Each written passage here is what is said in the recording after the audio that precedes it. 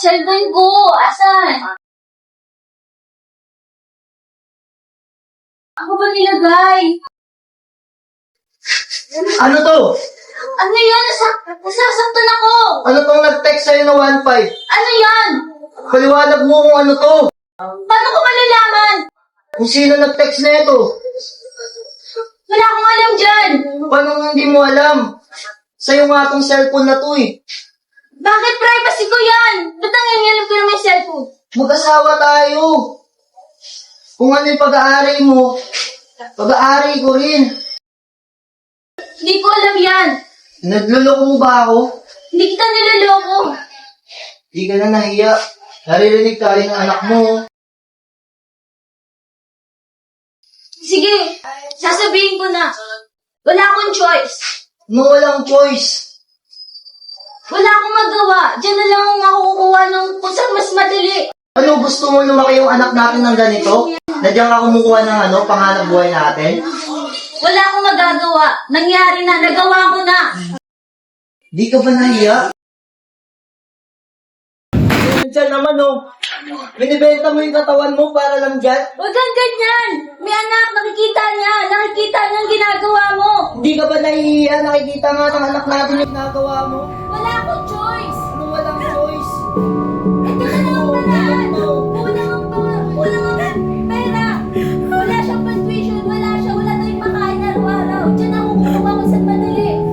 Bakit ba? Ang dami naman eh. Hindi naman kailangan gumawa ka pa ng ganyan eh. Eh di gumawa ka ng paraan. Hindi ka Kailangan gumawa. ng trabaho para sa atin eh. Hindi pwede. Nagawa ko na.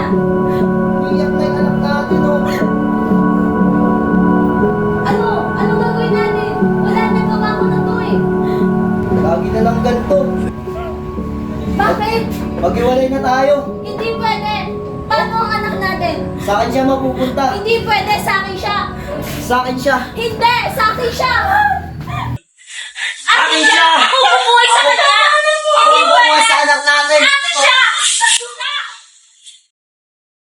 Tuluyan nang naghiwalay ang mag-asawa at napunta si Celine sa poder ng kanyang ina. Ngunit, kailangang iwanan sa lola si Celine para makapagtrabaho ang inang si Jovelyn. Nay, magandang araw! Hindi. Anak, mabless. Pasensya ka na, Nay. Ngayon lang kami nakadalaw sa'yo. Ayos lang. O, ba't nga pala kayo na parito? Problema lang ako, Nay. Ano yan? Sa'yo ko muna pansamantala iyon ng anak. Ano ba nangyari sa inyo? Wala na kami, Nay. Bakit? Wala akong magagawa. Wala akong pag-iiwanan ng anak namin. Sige, sa akin mo na lang siya iiwan. Magbibigay na lang ako buwan-buwan, Nay. At bukas na po ang flight ko. Sigurado ka na ba di sa decision mo? Nag-decision na ako, Nay. Paano yung Para anak? sa anak ko. Nay, mag-iingat ka po dun Babalikan mo po ako. Babalikan kita, anak. Huwag ka mag-alala, gagawa ni nanay na para mag-ayos na ang buhay mo. Sige. Tara dito ako. Ito ang kunting tulong para magawasan ng gastos dito sa bahay. Hindi kayo na akong bahala sa anak. Ako nang bahala sa anak mo. Iingatan mo siya. Alagaan ko siya mabuti. Anak, mag-aaral ka lang mabuti. Mag-iingat ka. Nay, babalikan niyo po ako. Babalikan kita, anak. Mag-aaral ka lang Mag-iingat mabuti. ka po dun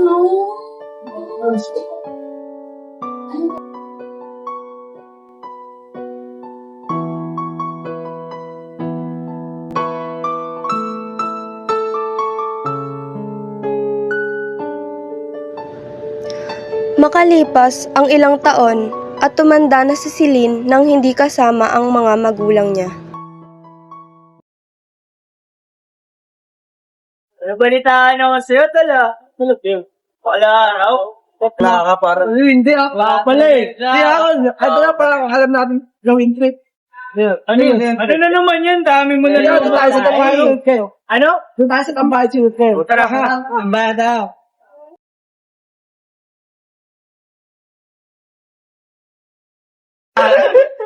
Uy! Sige lang. Tara! Labitan natin. Anong nangyari sa'yo? Anong problema? Nangyari sa'yo pa. Wala. Ano nga? Hindi kaya ko totoo, kaya ko ito mag-isa. Alam namin, may problema ka. Sige naman sa akin, tol. Hindi ka naman iiyak ng ganyan. Hindi naman kami. Wala lang eh. Kaibigan mo kami. Parang saan pa naging magkakaibigan tayo, di ba? Ano ba yan? Share mo na yan, man. Ito lang kami kayo. Ah? Sige. Alam ko na. Di ba may trip tayong gagawin? Oo. Sama na lang sa amin. Ano na naman ba yan? Wala, di namin alam. Sabi lang nito ni ano eh. Masaya to. Surprise yun. Surprise. Ginaduin niya yan, ha? Di namin let's go. Saan ba tayo? Dito tayo par, sa tambayan. Ganda rito. Dito par. Ano ba yan? Bawal yan, ah. Yan. Namiss ko yan. Pampalimot-lungkot yan.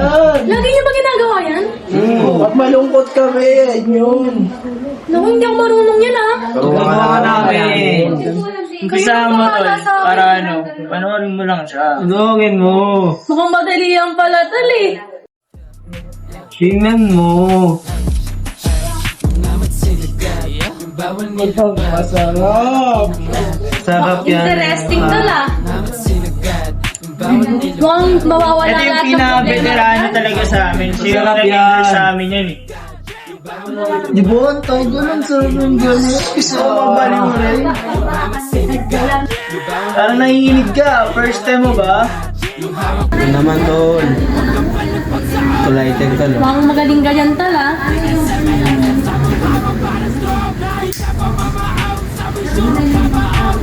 Mukhang madali nga lang.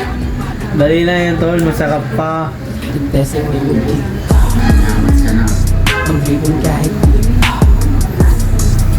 Ikaw naman. Ikaw naman, subukan mo. Sanda, mainit na dulo. Bawal nilabag, ang halak sinangad, ang hawak pinabak, ang hamat sinagad. Parang gumana din yung pakiramdam ko, tal, ah. Michelle, tol. Lakas ang tama mo ka. Kakaisip mo pa lang, may amat ka lang. Uy, nasaan kayo? Nag-ayos na kami ngayon. Ah, sige, pupunta ako dyan. On the way, ah. Papunta na kaming G-side. Sunod ka, ha? Sige, sunod ako. Sunod ako. Shot! Mukhang masaya na rin, ah. Shot!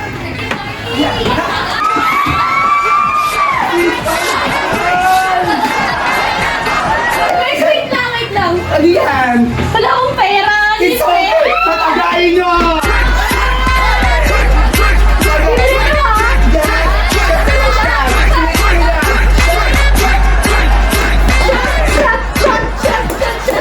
Ano, tol? Mga malito tayo. Ano ba dito?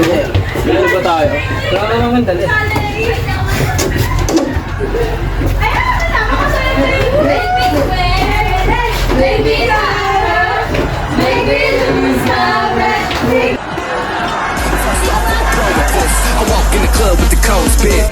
Ang sakit na ako. Kaya ko kaya? Ay, maawa kayo.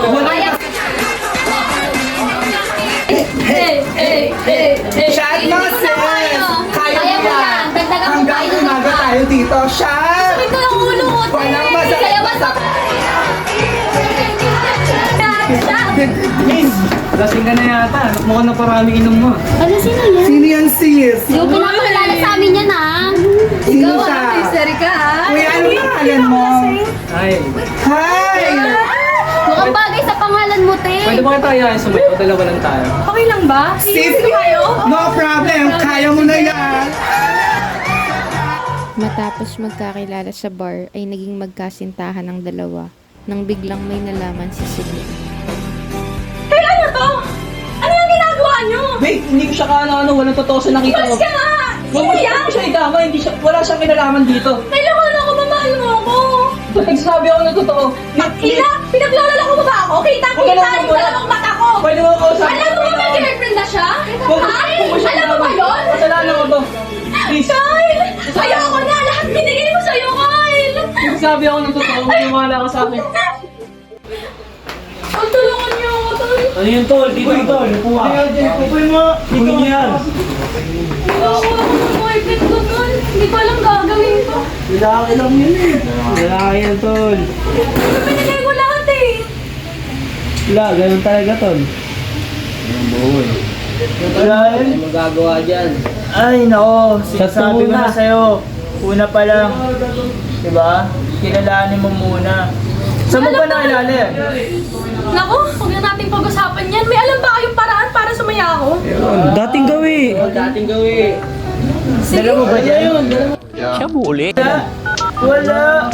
Sige na, okay lang yan. Meron naman akong bagong i-endorse. Wala eh. Grabe yan. Siguraduhin mo sasaya ako dyan ah. Kung hindi na ako upang kita. Sabi ko maawi, bro, 100. Sige, try na natin yan. Ang daming dadan eh. Paano ba Wala. ito? Bago-bago to ah. Goods na rin kami. Paano to tol? Ikaw nga muna. Dito lang. Awa mo siya dito kasi pag dito mapapasok. Dito lang. Tapos nandito kasi yung tinatawag na... Gets tol. Okay. Wala ba kayong alak dyan? Ito na yun. Tapang. Wala man lang pulutan mga to. Ayaw pulutan. Huwag mo ilalabas yung uso ka, matutos tayo yan.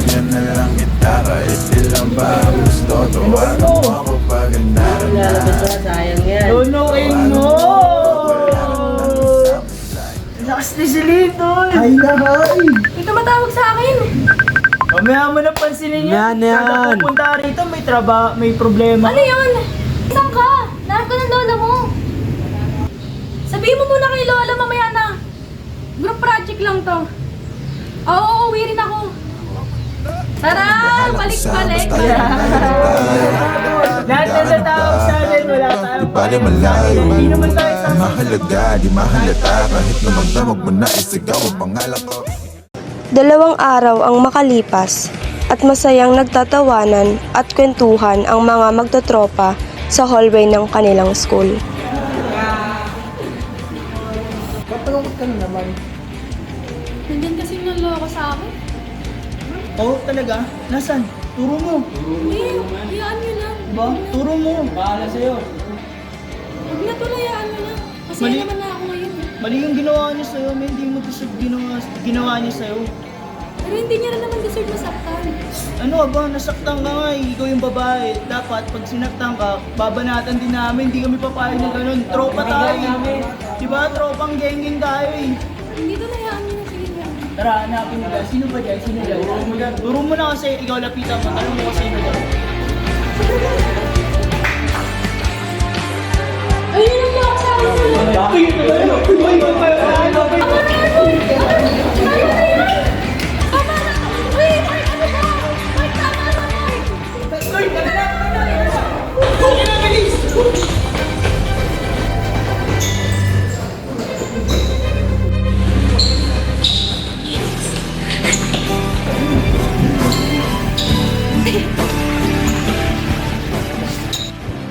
Lumipas ang ilang araw at nagpasya na si Celine na pumunta sa kanyang lola upang humingi ng advice na nais niya sanang marinig sa kanyang ina.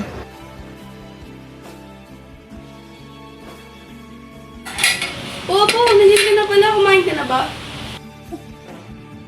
Apo, ano ba nangyari sa'yo? Apo, ba't ka ba nagkakaganyan? Di naman kita pinalaking ganyan ah. Wala, sorry po. Sobrang tagal lang po ng nararamdaman ko. Labas mo yan, makikinig si Lola. Wala, bakit sobrang dami nilang problema palagi? Yan talaga ang buhay. Tapos namiss ko na po si Mama. Huwag ka mag-alala, uuwi natin yung mama mo. Bakit hindi pa siya bumabalik? Hindi niya na ba ako mahal? Ano ka ba? Huwag mo isipin yun sa mama mo. Nagtatrabaho siya sa ibang bansa. O, basahin mo to. Para sana may tindahan na yung side ng mama mo. Lingid sa kaalaman ni Celine na nakauwi na pala ang kanyang ina matapos ang ilang taong pagtatrabaho sa ibang bansa. Ngunit may kinailangan muna itong daanan bago muli nang makasama ang anak. Good morning, ma'am. Morning, Doc. Dati ko na po bang makita yung result? Yes, ma'am. Actually, nandito na po. Bawat hangin na tinatanggal, bawat bugat. Ano po ibig sabihin nito? Ibig sabihin po nito, ma'am, ay mataas ang status ng sexual transmit ninyo. Meron kayong sexually transmitted disease na HIV at malubha na po ito. Ano na po mangyayari sa akin? Meron na lang po kayong 2 buwan para mabuhay, ma'am. Pasensya na po. Huwag sana maglaho sa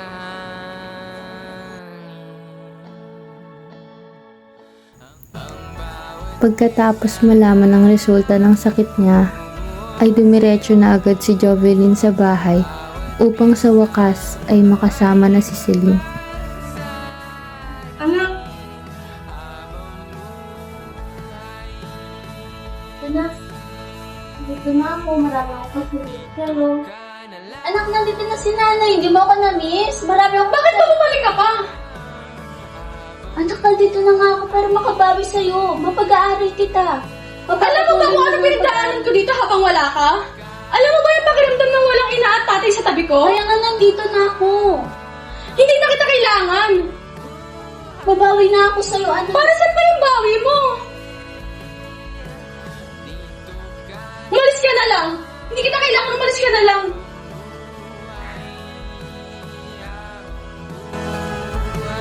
Pagkalipas ng 2 buwan, ikinamatay ni Jovelyn ang sakit niya. Nay! Nay! Sabi mo, babawi ka pa. Paano ka pa makakabawi kung wala ka na? Daya-daya mo naman eh. Babalik ka sa akin kasi iwan mo lang din ako ulit.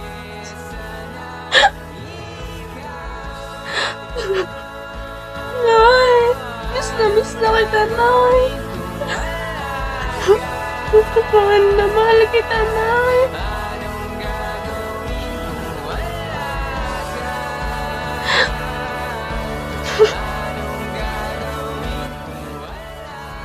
Lumipas ang mga araw at patuloy na nangungulila si Celine habang pinagsisisihan na hindi niya agad binasa ang diary ng ina.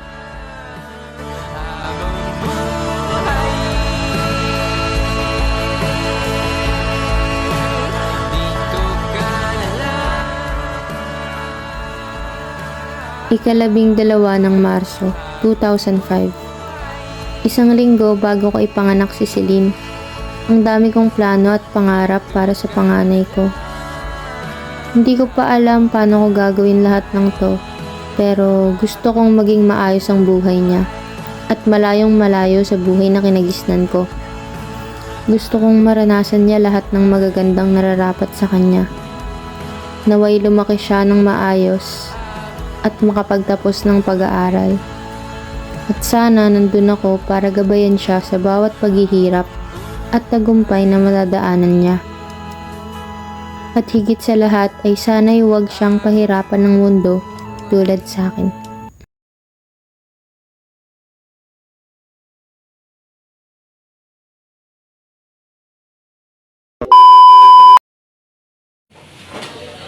Apo, nandiyan ka na ba? Morning, Doc.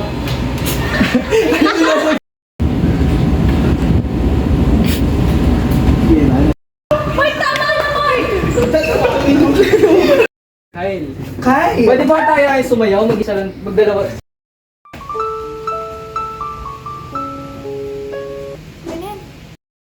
Shot! Walang KJ dyan!